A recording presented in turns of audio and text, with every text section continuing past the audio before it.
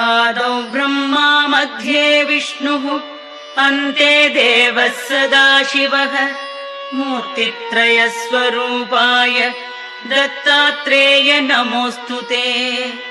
भोगालयाय भोगाय योगयोग्याय धारिणे जितेन्द्रिय जितज्ञाय दत्तात्रेय नमोऽस्तु ते।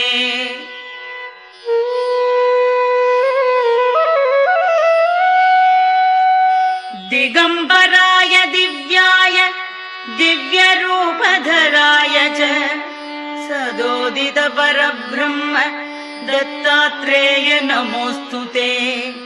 जम्बुद्वीपे महाक्षेत्रे मादापुरनिवासिने जयमानसतां देव दत्तात्रेय नमोऽस्तु ते।